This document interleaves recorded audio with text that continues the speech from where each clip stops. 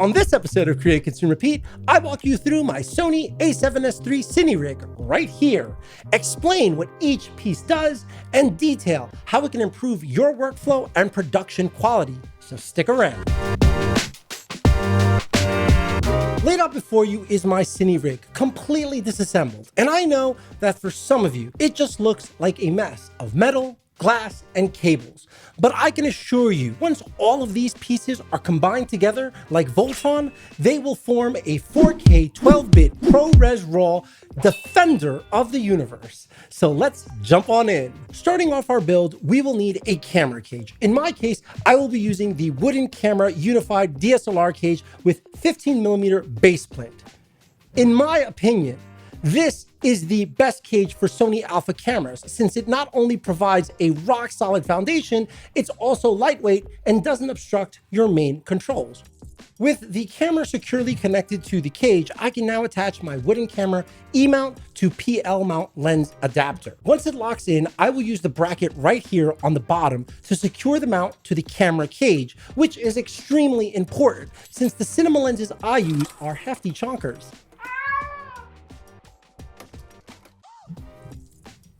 Obviously, you can see that it's kind of just tightens in right there. And now I just have to screw it in using my screwdriver, which is pretty cool. Again, don't over tighten. You just kind of screw it in little by little. So now that that screw is in, we also want to ensure that the screw won't become loosened or fall out by accident. And so we just tighten this right here. And there we have it. Now we have our camera cage and our PL mount. Once the lens mount is attached and secured, I can now insert two 12-inch 15mm rails. When positioning these 15mm rails, just ensure that they are placed in evenly and that you have enough room in the front and in the back. And again, you can readjust as you're building out your rig. And that looks about right. It's not bad. These rails allow me to attach various accessories, like this Wooden Camera battery slide and Pro V-Mount with 3 D-tabs. Just slide it in on the back. A quick side note for those unfamiliar with cinema battery standards. They basically come in 2 flavors, one being Gold Mount, which was designed by Anton Bauer, and the less expensive yet equally awesome V-Mount. The most obvious difference between the two are the way in which they lock into place. As you can see from this Bebob V-Mount battery here in my hand, it slides down into place and locks in. While Gold Mount batteries, which I don't own, they actually slide in from the side. Moving along, I will now attach my Sigma CINE 40mm T1.5 PL mount lens. And in case you're wondering, PL stands for positive lock, which is exactly what you want, since the lenses can cost between $4,000 to $30,000 a pop, depending on the brand and obviously optical quality. Here is my 40mm. It's pretty chunky. So to attach this, you obviously first turn the posi lock. That pops off. And then next you take the lens cap off your actual lens. And you can see these little openings right here. That's where the positive lock happens. So you align with these little, in this little screw right here, this little nub, and you just kind of find it. And you feel it kind of drop into place. And once it's into place, you turn this actual screw and you tighten it. And now it is in and it is securely mounted. Once the lens is securely locked into place, I can attach my follow focus. Here I have the option to go manual with the Wooden Camera zip focus or go wireless with the Tilta Nucleus M. Here are the motors that I am talking about, and as you can see, I've already marked them with a little bit of tape to denote which motor is 1 or 2. It helps me and it makes life a lot easier. So let's actually go about mounting these. So we're just gonna stand this up for a little bit and we're gonna take motor 1, loosen these bad boys right here.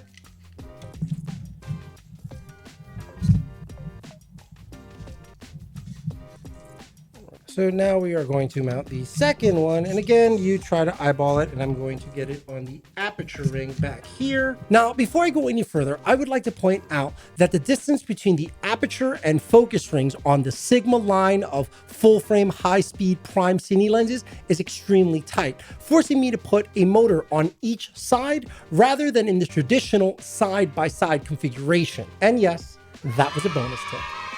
With the motors now attached, I can now add a lens support, which is right here, which not only prevents the lens from sagging and possibly causing light leakage here at the mounting point, it also ensures no unnecessary strain is placed on the camera mount itself. So to put this on, you just take this, you tighten these side screws right here, and now they're nice and tight.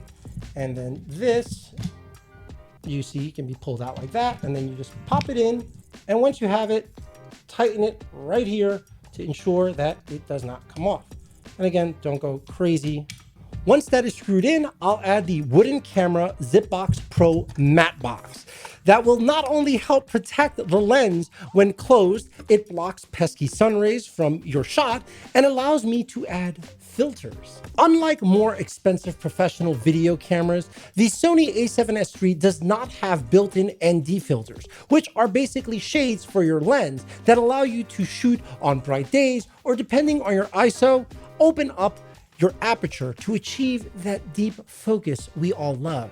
With that said, it's important to point out that ND filters like this Schneider are just one type of filter you can use. Another example is the Tiffin 1/4 black Pro Mist filter that dials back the clinically sharp look of my Sigma CINE lenses, giving the images they produce softer, more cinematic characteristics. And they also make any lights directly pointed at the lens bloom, which is pretty fucking rad. Now that we have our camera's body built out, it's time to add an external monitor / recorder. And if you plan to unlock the Sony A7S III's full potential, you'll need to use the Atomos Ninja V, since it takes the 16-bit raw info from the camera and down converts it to 12-bit ProRes RAW. And in case you're wondering, the higher the bits, the better, for a slew of reasons that would require a full episode to explain. Now, attaching a recorder to the camera body can be done in various ways because there are a ton of mounting points.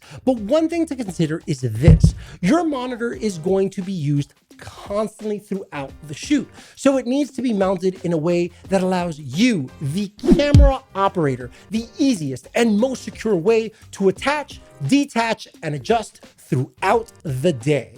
I found that adding a NATO rail right here and an ultra arm grants me the most flexibility. And the last piece of the puzzle is deciding how I use the camera. Will it be mounted on a tripod like this, or will I be throwing it over my shoulder with this? Now, I know there are those in the audience that will ask, why build a cinema rig when you can keep your camera lean, mean, and perfect for run and gun shooting? The short answer is both approaches have their place in any given production. The better question to ask, though, is what am I shooting and which setup will help me achieve the best results for that job? Some of the benefits of building out a cinema rig are: 1. Monitoring. The tools on the A7S III are extremely limited when compared to a dedicated video camera. The use of an external monitor like the Atomos fixes that, allowing you to see vector scopes, zebras, focus peaking, false color, not to mention the ability to monitor native RAW, Rec 709, HGL, PQ, and even use LUTs. 2. Battery power. While the battery on the A7S III may last the better part of a day, the Atomos does not.